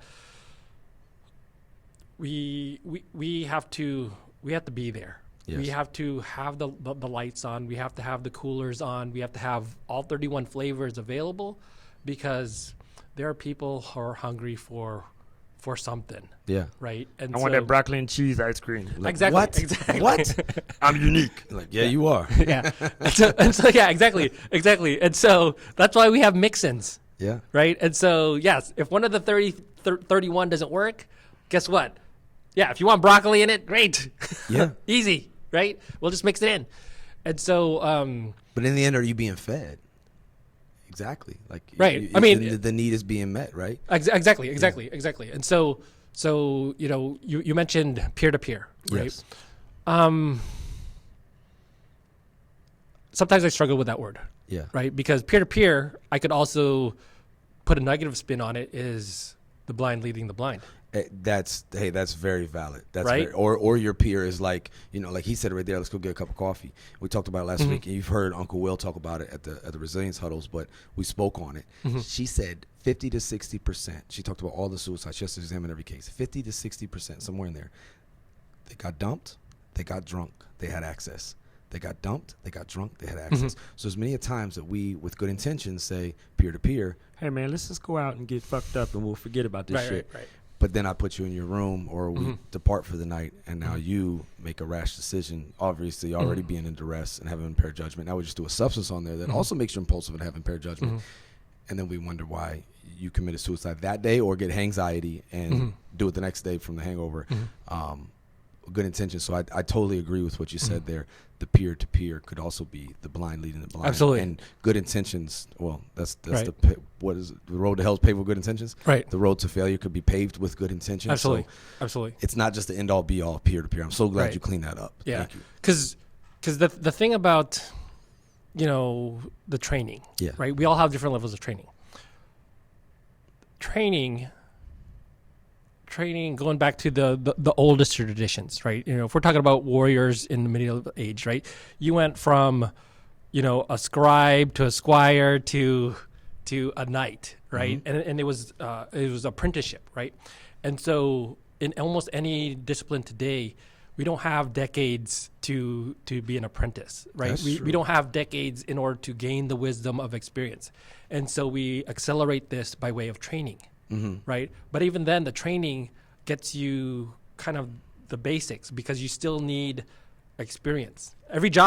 Most jobs are like, hey, experience necessary. Well, great. Where do I get experience? Yeah, it's true. Right? So, oh, shoot, I don't have experience. Then let's just go get a master's degree. Whatever. Yeah, right? yeah. And so all training really does is it affords you the opportunity and efficiency to gain a wisdom that you wouldn't naturally have just by the conventional pathway. Yes. Right? And so if I'm using words like the blind leading the blind, and maybe poo-pooing for a brief moment the peer-to-peer piece, is that peer doesn't have the formal training and or the experience, right? And so the reason why I love the Admiral Caches, why I love you, why I love everyone else on our team that I work shoulder to shoulder with as peers, is that we all have a different experience. And I almost feel as though I cheated in that I went through a painful, but emotionally and a intellectually buds-like experience to get to where I'm at, to develop an understanding and a resilience, right? Wherein you yourself, all these other leaders that we talked about, have walked the walk for as long as they have to be in their positions to Well, I ain't help. always been this. Just know that. Yeah. Don't give me too And much so- credit. So yeah, I mean, we work with senior leaders, and they have their personal testimonies that they're very transparent about as they're interacting with junior members of our organization, and they're faith sharing. To take a term from our religious leaders, right? They're faith sharing and using their wisdom of life to impart on those who don't know, right? And so, to a degree, the peer-to-peer thing is like, hey, I feel safe with my peers. Okay. They're like me, and I feel safe. And even those peers are doing what they know to help them even if they don't know that the long-term impact of, hey, let's just go crack open a beer, or hey, let's just go whatever. Yeah. Might be a short-term solution. They but are good contributes intentions. to good intentions, but might lead to a long-term complication, right? And so going back to what you said, and then I agree 100%. What was it that you said? They're dumped. This is what one of the doctors that was one of the greatest humans, one of my new heroes to add to my list of heroes. But she said, if we could cut out these 3 factors, we would cut out. I might be embellishing. I know she said 50% of all of the cases that she has to review for suicides. Which, by the way, record year last year, unfortunately, for active duty, 63. They got dumped, they got drunk, and they had access. Right. To some lethal means of hurting themselves. They got dumped, they got drunk, they had access. Yeah. So if we cut out those, we would cut out 50%. And then the other thing about that is, without any other data, right? The bulk of those people are under 25. Yeah. Okay, and I highlight 25 because the neuroscience, and for those folks who are like, oh, he said the word science, I'm turning my brain off, right? But I'll spin it in one little way, right? The insurance industry, they're not scientists. The insurance industry is founded on keeping the money. That's true. They do what they can to save the money. That's right. Right? They don't issue out loans, right? And so the numbers that the insurance industry needs to back up their business is that people under 25 are impulsive. It's just Right? That's why not just health insurance, but medical insurance, or life insurance, absolutely, driving insurance, absolutely. So if we only talk, you want to see your rate go up. So yeah, new driver. if I want to connect with someone, let's just talk about driving. Right. You give a V8 to an 18-year-old. Mm-hmm. Yes, the insurance premium is going to go up. Yeah. Right. And so if we just only look at the insurance, right? Well, can you rent a car at 18 years old? Go to Hertz. I never tried, but okay. The answer I think is mostly no, or damn near impossible. Damn near impossible, right? Can you? Heck, even some hotel chains will not rent a hotel room to an 18-year-old. That's true, right? And so if we're talking about giving an 18-year-old a Hellcat V8 supercharged whatever, right? Yeah. What are some of the factors in which they could reduce their insurance premium? Name one thing that will reduce your insurance premium. Well, age. Yeah. Yeah, age, right? Yeah. You turn 25, it'll change. That's you true. Get married, it'll change. Yep. And then even USAA, right? If you're military, you'll have a lower premium because married people with kids, people are over 25, they tend to be less impulsive. Gotcha. And make better decisions. Gotcha. That doesn't cost a payout. Yeah. The insurance industry knows this. They have the numbers, the data. And so they had the numbers and data before we had the science. Yeah. And so all of a sudden we overlap what we know about human development and maturation of the brain and the thinking part of the brain that helps us control the reptilian impulsive reflex part of the brain. Yeah. And so we're going back into the suicide numbers. Yep. They got a Dear John letter, right? They had access to alcohol and unlethal means. And I will bet the bank. Of course, we have a bias because our organization is mostly under 25. Right. So the numbers are proportionally going to be higher by nature. Right. Yeah. Higher by nature. But at the same time, if we look at the regular general population, it's going to be it's going to be the same. Now, that's not to undermine. Please hear us correctly if you're out here hearing us, right? Because we're having a conversation here to where we counter points and we have a conversation. A, the good doctor is not poo-pooing peer-to-peer support. B, the doctor is not saying that the only at-risk demographic is people 25 and under, because we obviously know death by suicide and all of these factors affect all of us. So do not hear us wrong in saying that it's that. But the peer-to-peer part, if I'm hearing you right, and what I want to reiterate at the same time is be careful who you call friend and who you are taking that advice from, because they might just be the blind person leading you to be further blind. Right. And again, we want to be with those who we associate with and those who are most like our makeup and our tribe. So it might be your peer that's the same age as you, but that might not be the best influence for you. I've seen a lot of people in this installation. Well, throughout my life, I had a Marine commit suicide after I left the unit a few years ago. I was off like a year later, and he got into with this other group. He was a meritorious corporal. He was a good Marine. He just had a baby and got messed up on some spice and some alcohol at the same time and killed himself. And I'm like, that dude would have never done that if he wasn't so whatever. Like, it just wouldn't have done it. So to not see the numbers and that they have value and that these factors had an influence, we be denying the truth, right? But don't hear us wrong at the same time. Absolutely. And so you brought a great point, right? If we're going back to this relationship thing, right? There are all different levels of relationships and intensities of relationship, right? And yeah, if one of the indicators for that suicide was a failed relationship, right? I like what you use when you use the word tribe, right? Because a tribe as an organization that inherently is looking towards the best interests of the group. Yeah. Right. And so friend could mean a lot of things. Yes. But is a friend the same as a tribe? Because that drinking buddy might be someone to have fun with. Yeah. For the short term that you're with them. Yeah. But are they looking out for your long-term interests? Yes. That person who is looking out for your long-term interests, and for so many of us, we have different names for them.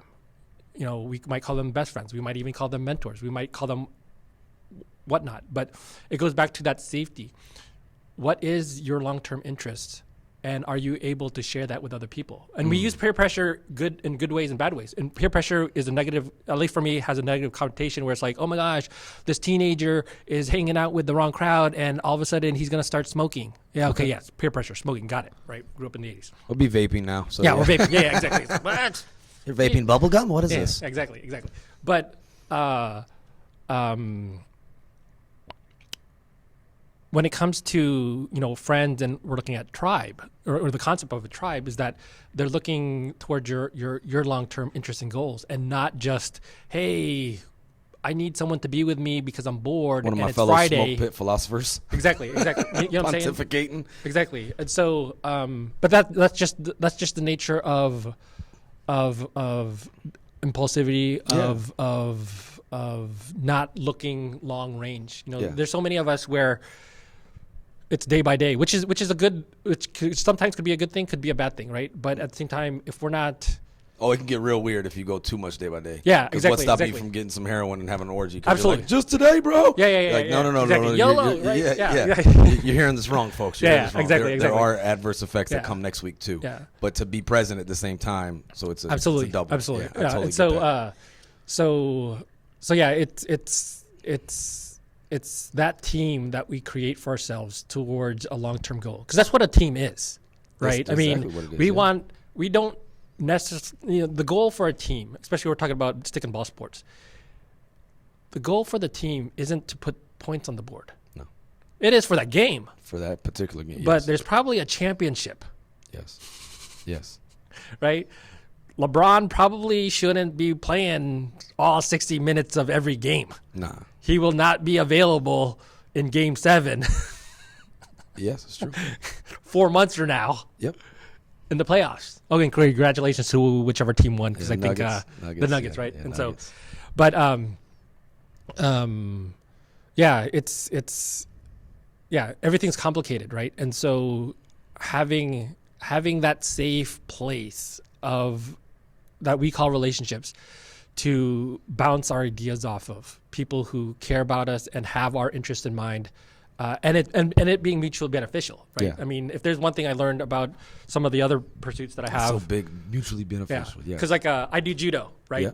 I could talk all day long about judo, but the founder of judo, his one of his principles, his two biggest principles is one, maximum efficiency, right? Yes. That founder of judo, he was like 110 pounds wet, right? Oh, if you want to talk to another podcaster, watch him. He has way more ratings than us, but Joe Rogan, oh man, martial artist, we know all that stuff. He'll talk all day long about Jigoro Kano. But his number 2 philosophy was mutual benefit. Okay. Right? And so yeah, you can imagine if you're in a martial art and you're in a fight, right? We're not here to just destroy them. Right. You're talking about sparring, right? Right, Not sparring, an actual right, fight, right? And so even in a conflict, whether or not it's a verbal or a physical conflict, right? It's like, hey, we're in a conflict, but the end state isn't for you to be destroyed. Yeah, I don't want to murder be dead you, or killed or literally, murdered. It's like, hey, we're having a conflict and we're going to resolve this. But I do want to win. But I do want to win. But at the same time, you are going to exist past this conflict. Right. Right. And so yeah, his second tenet was mutual benefit, right? And so yeah, there are plenty of relationships where we have it's like, oh yeah, I need for you to be with me at the bar because I don't like drinking by myself. And yes, you got a Dear John letter. Let's go. That's kind of one-sided. Is it like I'm really trying to be there for you, or is it like kind of a convenient situation where now I have a drunk buddy, a drinking buddy that is exactly. And so sometimes, and I'm not. Sometimes it sounds as though I'm poo-pooing on people's relationships, right? But a lot of people also confuse longevity with quality. That's wow. Like, so just because you know a lot of people doesn't mean you know a lot of people. Correct. Yeah. Correct. Yeah. Oh, we've been together ever since. Did you? We had a whole series of exploits and weekends at a bar. That's so true. And do you even remember half of them, right, by the way? Right. Yeah. And I'm not a prohibitionist, folks. Y'all know my stance on this. I'm just saying that if you're having a bad day, I'm confident in saying alcohol is probably not going to make that a better day. The likelihood of it making a worse or a permanent bad solution are very high. So think about that. But I can imagine for that tribe, for that more profound relationship, that deeper friend, the mutual benefit is that, hey, we walked together. You carried me. That's right. We moved forward, and I carried you. That's right. And we moved forward to the same goal. Together. Pain shared is pain divided. Exactly. And that's that peer-to-peer support. Exactly. And not to poo-poo on the peer. Here's another thing we talked about a lot is ignorance and not knowing. So we're all broken in our own way. And that peer that may be saying, hey, let's go do this, they might not be evil or like we said, they have good intentions, but that might be the only way that they know how to cope, right? Absolutely. We talked about this yesterday briefly, but the PTSD versus PTSG, if you're going through a traumatic experience, and that doesn't mean you don't just have one at a time, or you can't have more than 3 or 4 factors going on at one time. You could have somebody die, lose somebody, and make a big mistake and be in legal trouble. All these big things all happening at once, right? It could happen in multitudes, who knows, right? But if you numb yourself through that, if you use substances to not feel and to grow through that, you might end up with a disorder or a dysfunction at the end of this road, to where it is that I asked a group of people last week, a whole group of like 30 to 40 people. I said, what does PTSD stand for? Whole thing. Post-traumatic stress disorder, right? I said, what does PTSG stand for? The 2 doctors present said post-traumatic stress growth. Everyone else was like, what that is, right?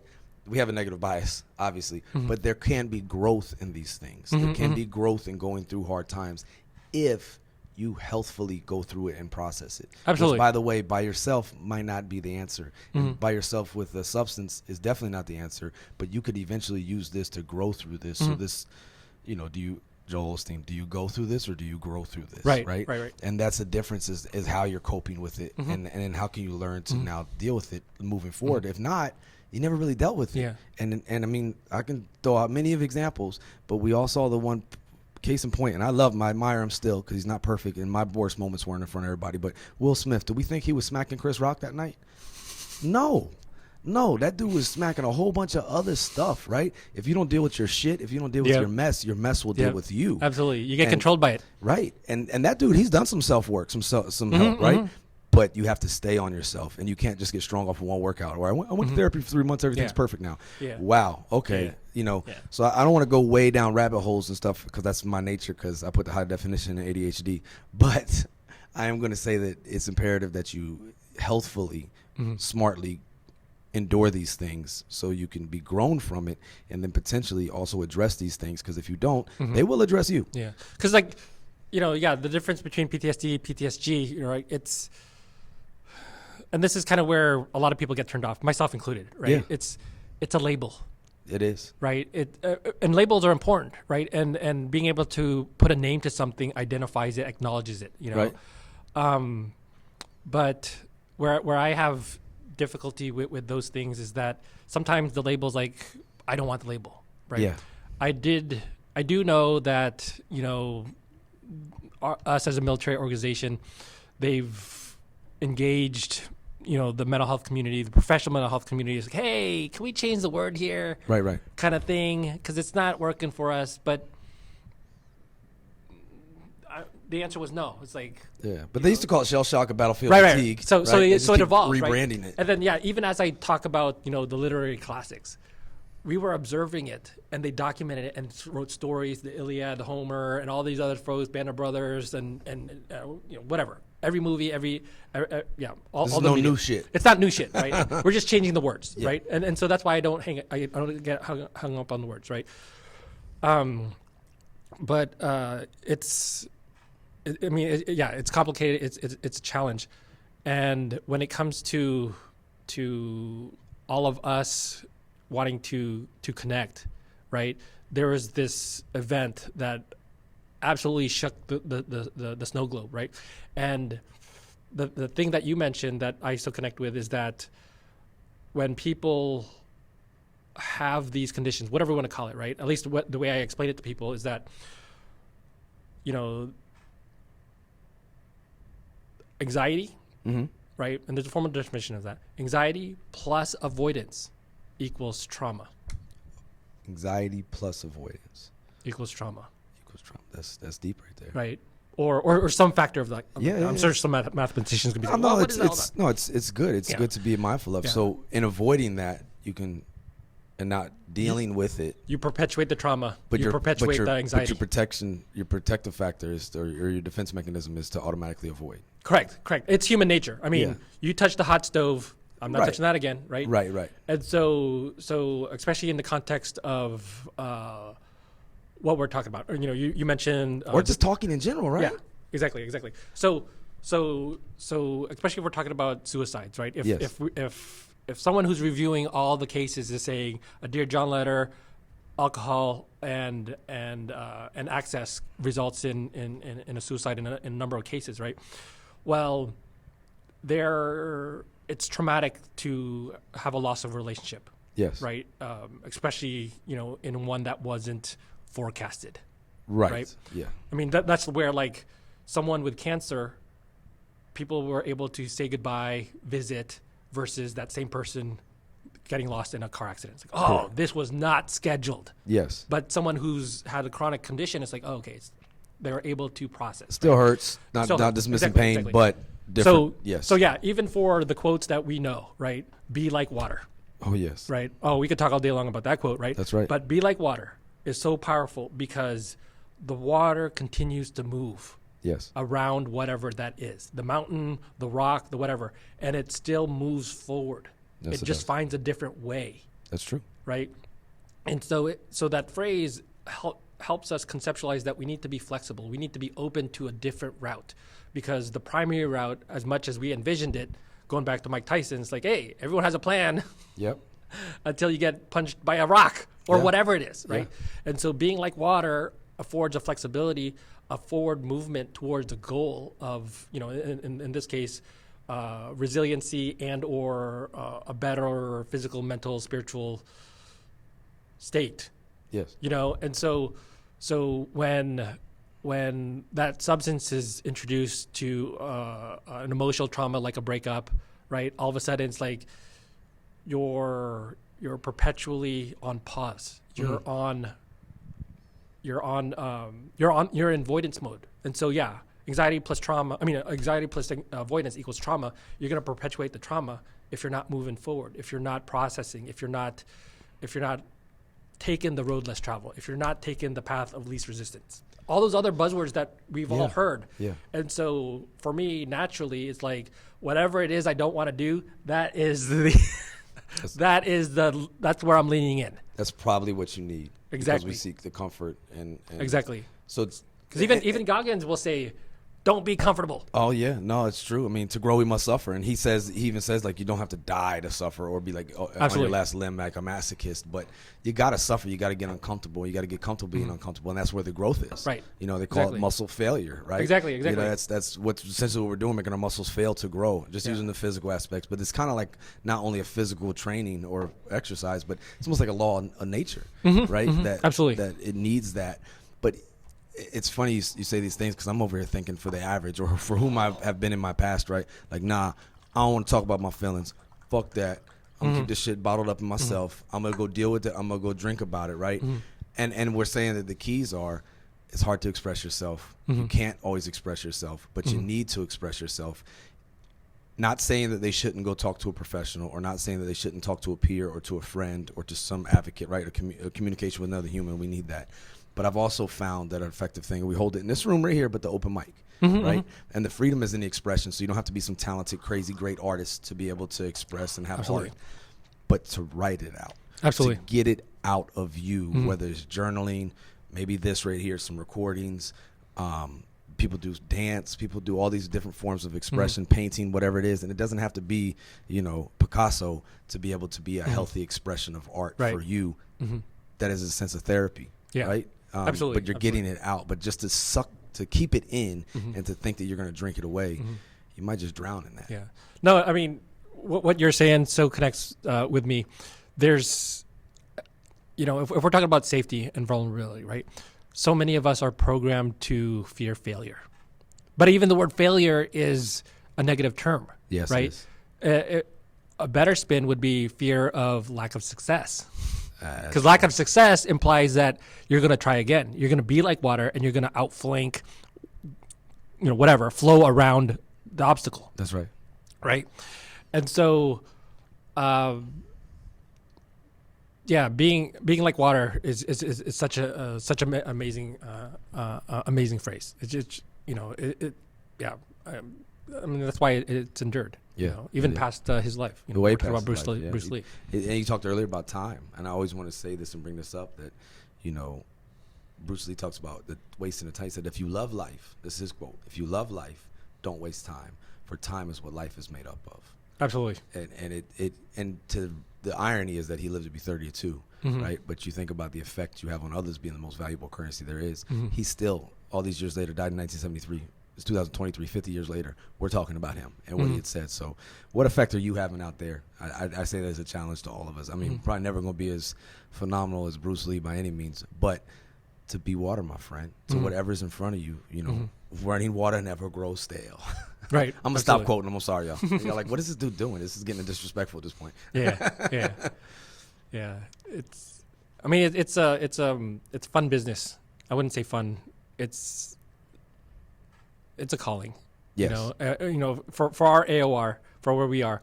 The other in Japan, all we got. Yeah, it's all we got, right? So one of the things that I learned before coming here, and just the fact that we're here, it allows me to enculturate folks to what we're doing here. But have you heard of the phrase ikigai? Yes. Yes, right. So ikigai, right?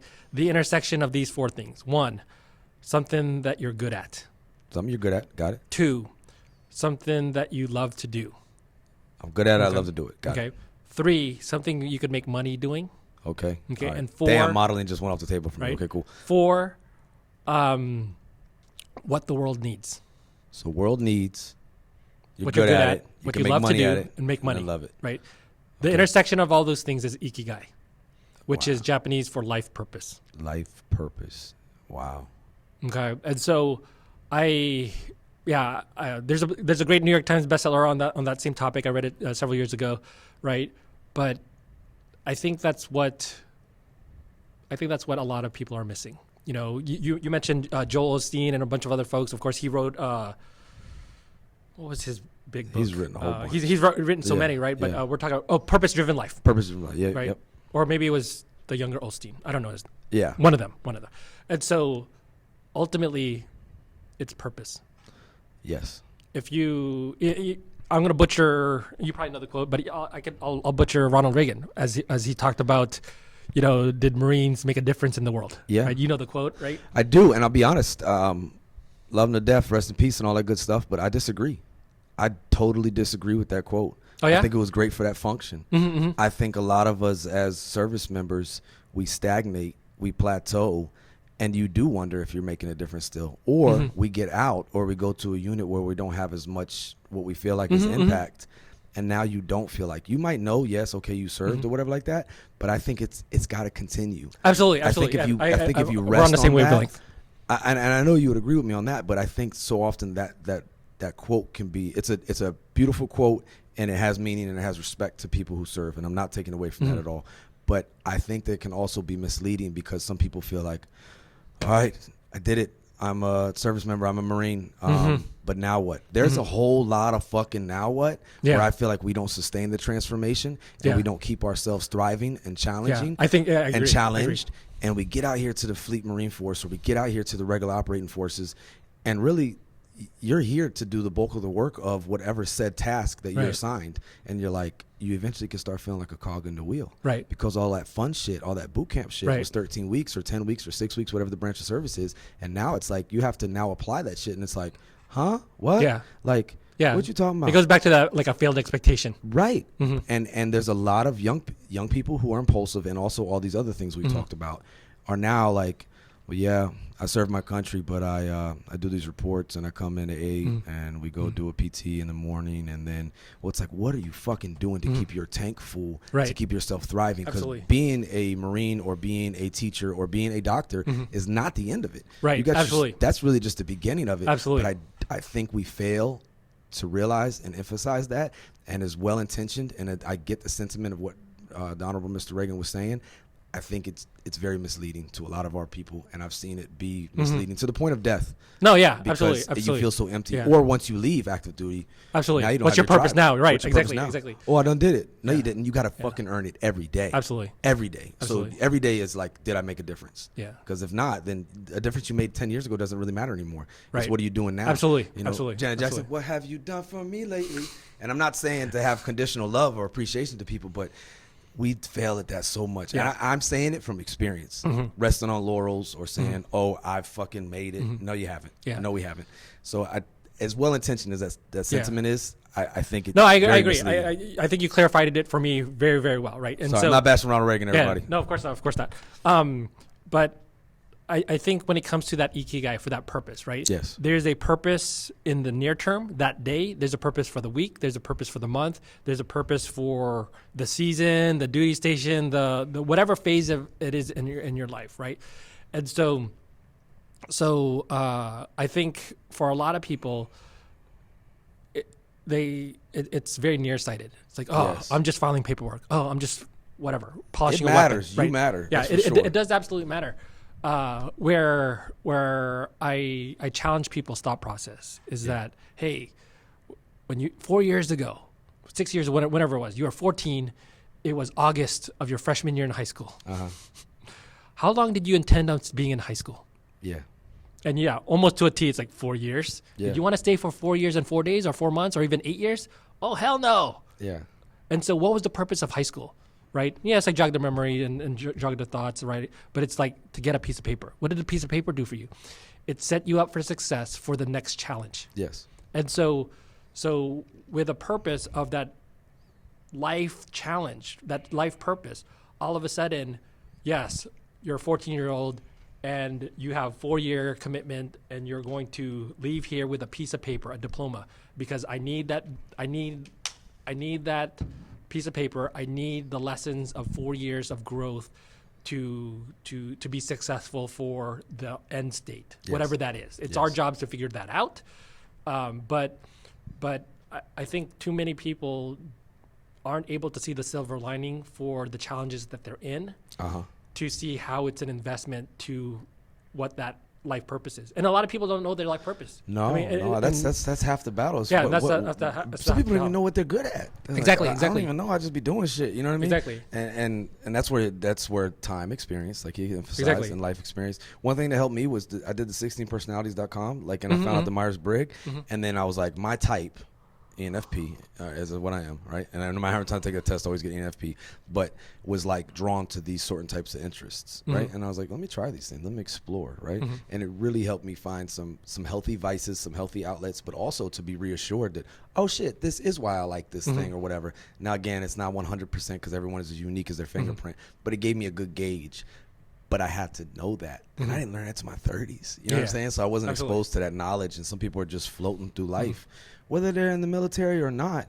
They don't know what their purpose is, and that can be very, very non-rewarding. But that's why I try to always emphasize, you gotta do what works for you, but going external. Even if you are an introvert or whatever, go out and like coach a youth sports team. Go out and volunteer. There's this thing here where you can walk people's dogs for them on base, like just to have interaction with animals. Because I've known people that didn't commit suicide because they had to feed their dog that morning. Right. And that's what stopped them from doing it, right? So like just having those little things in the way to give you a purpose can maybe not give you a whole purpose-driven life, but it can definitely drive some purpose in your life. Yeah. Does that make sense? Yeah, no, it's very, very true. And talking about a pet, right? Yes, I was the bouncer to the club, and the club called Locked Psych Ward, right? And so the number one indicator, or actually maybe the number two reason, for why someone didn't want to be hospitalized against their will. Yeah. One is like they totally disagreed with me. Yeah, right. That's fair. That's fair. It's like, hey, this is not voluntary. You're gonna be, we're gonna ensure your safety, take your rights away from you for 72 hours, and make sure everyone's good here, right? Yeah. Got it. You disagree with me. Number two, I got a dog to feed. Yeah. Or that dog is gonna tear up my couch. Yep. And so it's like, I hear you on that.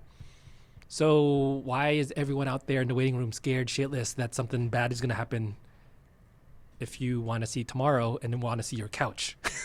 Yeah. That sounds like purpose to me. That moment might be it. That might be all there is. Yeah. And so going back to that alexithymia, that Yes. art, that expression thing, it's like, so what is it that you said that triggered a lot of people to be anxious and worried and tearful in the waiting room? Yeah. Oh, yeah, blah, blah, blah, blah, blah. And yeah, going back to what you said, maybe alcohol-fueled impulsivity of tongue. Yes. And yes, people are going to get nervous and they're going to drag you to my building. Because they care about you. Because they doing care it with about good you. intentions, for and sure. So yeah, at the end of the day, I'm helping them express themselves. I might as well be an art teacher. Dang. You heard that, y'all? You heard that? So, hey. And I'm not knocking art teachers. No, oh, man. not at all. I love you, Mrs. Smith, third grade art teacher. Oh. Not at all, but it's the same end state. You're helping humans Yes, absolutely. express the best versions of themselves. Absolutely. And that's really what we're all trying to get to, is how to be resilient and then how to be the best version of ourselves. And sometimes being that best version of yourself requires talking to the doctor, requires to go to the chaplain, requires doing some type of art expression, requires doing some volunteer work, requires doing an exercise program. I can keep going, y'all, but it's a vigorous cycle of all of these things. And it's not just one thing is going to be the key to unlock everything in your life. It might be a multitude of things, but that takes work. And a lot of us, let's be honest, I know I am lazy at times, and you don't want discomfort because we want to seek comfort. So sometimes we got to get comfortable being uncomfortable. And like you said, y'all heard the good doctor say it. He sees that spot where there's friction and where it's like, ooh, that looks uncomfortable. But now he knows that's probably where I need to go. Right. As long as it's not like, oh, that's a hot stove. That looks uncomfortable. I should touch it. Nobody said that. Don't mishear us now. You know what I mean? But I just thank you for your time, your insight, your expertise, and coming here and sharing. You guys heard it. Like, we have these images or these prejudices to the doctors or the thems and the theys of the world, and just having, you're a great ambassador. And thank advocate you for what you do. And I love your humility. I mean, you got a lot of letters after your name and certificates and stuff like that, but you're over here like, man, I'm just like an art teacher. And you're calling me a peer, and I'm nowhere as accredited as you. I barely got a bachelor's, you know what I'm saying? And I got a GED. But the fact that you recognize and appreciate and value the concept of the integrated approach to public health and to taking care of each other, because it takes all of us, and you definitely get that, and you live up to that. And I just want to tell you thank you. Oh, thank you. I mean, that's not just saying this on recording. I tell you thank you, because what you do matters, and it takes a village. And I'm just happy to be on your team and not against you, because you look like you might fight dirty. Well, it's not my team. It's our team. Our team. And the whole end state is to help people be the best version of themselves, weed out ignorance, hopefully can weed out some arrogance, but make sure people know that it's okay to not be okay, But please hear me loud and clear. It is not okay to ignore it to the point where you make an irreversible decision that leaves us all behind. Your pain may end, but everyone else's begins, and this too shall pass. So there is a way out of this, and there's people that want to help you. But as well-intentioned as a good doctor may be, as well-intentioned as I may be, as great as the chaplain you heard yesterday may be, ain't none of us mind readers. Absolutely. So it is on us to kind of speak up sometimes to help people help you, right? But just realize you're not alone, and no matter what you're going through, good or bad, this too shall pass. We're at our time. I know we both got to get to work. We did this in the early mornings of a muggy Iwakuni, Japan morning, and I thank you for waking up so early to come in here and do this. We missed the castle run just to make this recording. Is there anything you would leave the listeners with, sir? Yes, it would be this. We talk about tribes, we talk about friends, right? And sometimes the relationships that we trusted in failed us. But here's what I'm gonna leave you with. Friends are the family we make for ourselves. Ooh. It's not mine. I don't know where I heard this before, but I say this. And so as a relationship expert, we have to make connections. We have to make relationships, regardless of where we are. You know, some people will say, we'll join groups and they have their cliques, but ultimately we have to make it for ourselves sometimes. Yeah. Take that ownership, extreme ownership, to talk about Absolutely. Goggins and what Jocko and stuff. But in that doesn't mean that you're alone or that you're wrong for feeling, I'm doing air quotes, off, or you're not at your best. None of us are, and we're all broken in our own way. So be careful with that F word. Be careful with that word friend. That, like you said make your family. Tell it again, please. I'm sorry. Friends are the family you make for yourself. Friends are the family we make for ourselves. Blood makes you related, but love makes you family. It matters, man. Be careful who you call friend, but hey, if nothing else in this, just be there. And always, if you're in distress, 988, right? And reach out anytime to me, Coach Cam Campbell, on Facebook, on Instagram. If I can be there for you, I'll try my best, but I'm not the smartest person, so I might know some other smart people like this gentleman right here to put you in touch with. But like it or not, we all we got. I appreciate your time. Thank you for listening. And we're going to listen to Uncle Rex, Monchichi Rex right here, Second Winds. Hey, it's always downloadable. This is a good friend right here. Native Filipino descent too. Great artist right here. Great DJ, great artist, great producer. Here he is. And it's going to take us out. And thank you. Any last words, sir? Nope, you got it. This too shall pass. We are sponsored by nobody. But we are always inspired, protected, and embracing our First Amendment. Thank you for all you do. And reach out if you need help. Closed mouths don't get fed, man. We can't read minds. Help us help you.